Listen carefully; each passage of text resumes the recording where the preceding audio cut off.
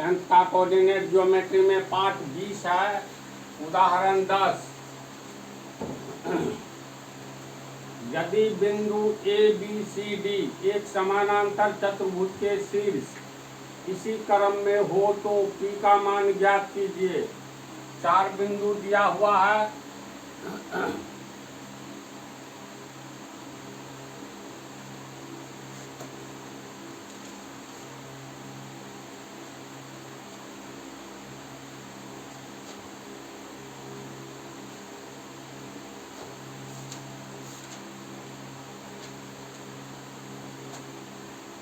बिंदु ए का x नियामक y नियामक 6 1, बी का हो गया 8 2, सी का 9 4, डी का हो गया P 3। ये 4 बिंदु दिया हुआ है। इसमें क्लियर है ए बी सी डी एक समानांतर चतुर्भुज के शीर्ष इसी क्रम में है। इसी क्रम का अर्थ हुआ पहले ए लिखो तब बी तब सी तब डी। ऐसे इसको चारों को मिलाएंगे तो एक समानांतर चतुर्भुज बनता है।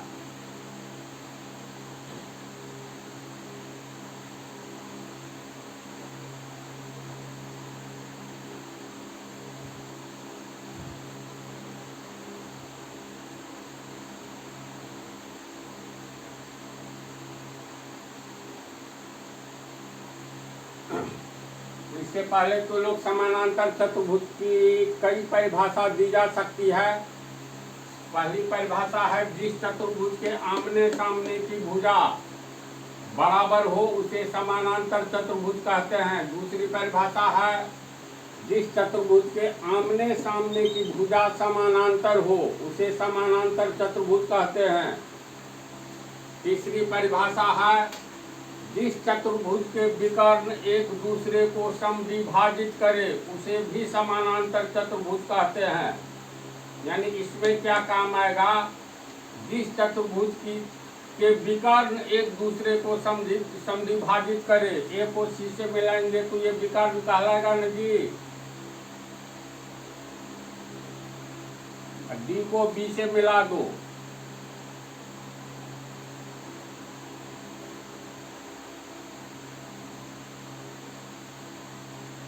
मान लो किसी बिंदु O पर काट रहा है तो समानांतर चतुर्भुज की परिभाषा के अनुसार जिस चतुर्भुज का विकर्ण एक दूसरे को समद्विभाजित करे उस चतुर्भुज को समानांतर चतुर्भुज कहते हैं।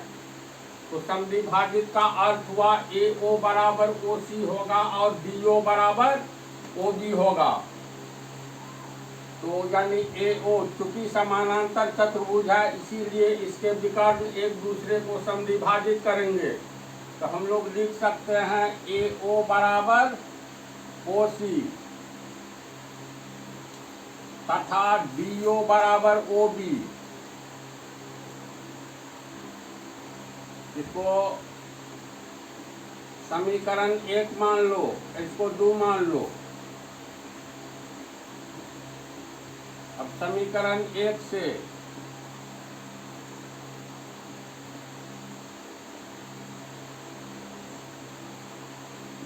AO बराबर OC है,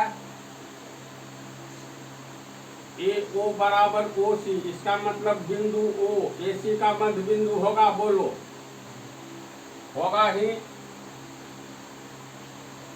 अर्थात O AC का मध्य बिंदु है।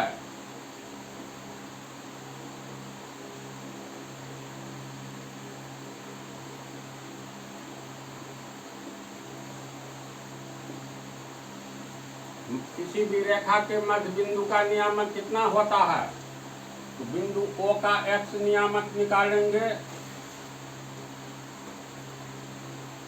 तो पीछे वाला पार्ट में बतला दिए हैं, ये होता है x1 प्लस x2 बटा 2। अगर हम लोग AC का निकाल रहे हैं ना तो वो हुआ मध्य बिंदु, तो x1 ये हुआ, y1 ये, x2 y2, x1 y1, x1 जोड़ तो 6 जोड़ना होगा बटा 2, 915/2 7.5, इसलिए O का x नियामक बराबर 7.5। ये समीकरण 3 मान लो। बिंदु O DO बराबर OB है, तो बिंदु O DB का भी मध्य बिंदु होगा। इसको लिखेंगे क्योंकि O DO का DB का मध्य बिंदु है।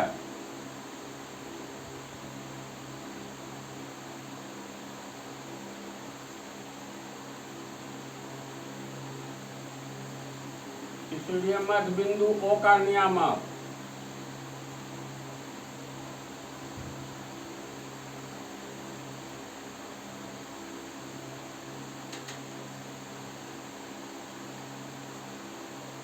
बिंदु O का DB में x नियामक क्या होगा? x1 जोड़ x2, यानी x1 जोड़ x2/2। DB में लेंगे तो ये हो गया x1p प्लस x2 8/2। इसलिए O का x नियामक बराबर p प्लस 8/2। इसको समीकरण 4 मान लो। समीकरण 3 में भी x नियामक का मान है, 4 में भी है, तो 3 और 4 से दोनों बराबर होगा।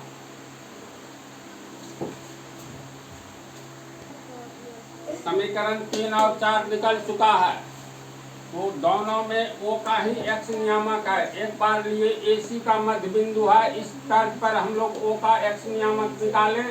दूसरी बार DB का भी मध्य बिंदु है, तो इसी स्थिति में ये निकला। तो समीकरण 3 और 4 से दोनों बराबर होगा। तो समीकरण 3 एवं 4 से